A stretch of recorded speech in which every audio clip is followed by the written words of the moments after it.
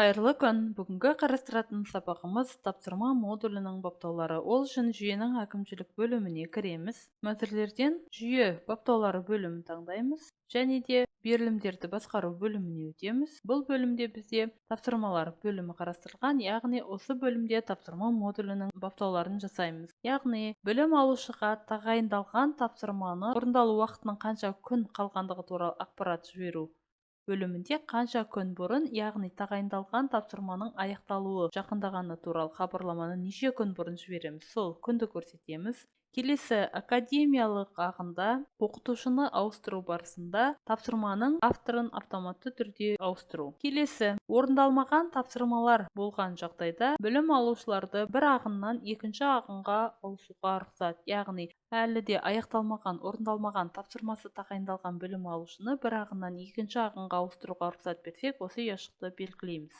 Келесі, баға қою қарастырылған тапсырмаларды тағайындауға рұқсат батырмасы.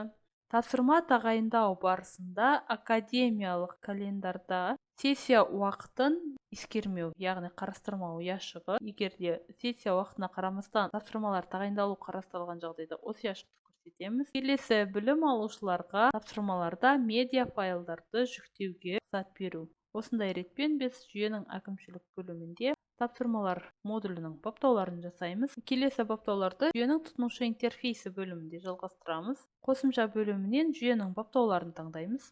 Келесі баға типтері бөлімін таңдаймыз. Және де кез келген өзімізге қажетті бағаның типін таңдаймыз. Және де осы баға типі бойынша білім алушыларға тапсырма тағайындау қарастырылған жағдайда осы ұяшықты белгілеп сақтаймыз. Яғни бағалар түрі бөлімінде қандай баға түрі бойынша білім алушыларға тапсырма тағайындалу қарастырылған, тапсырма тағайындау қарастырылған, яғни рұқсат беру ұяшықтарын белгілейміз. Осындай ретпен тапсырма модулінің баптаулары орындалады. Осымен тапсырма модулінің баптауларына арналған сабағымыз аяқталды. Сау болыңыздар.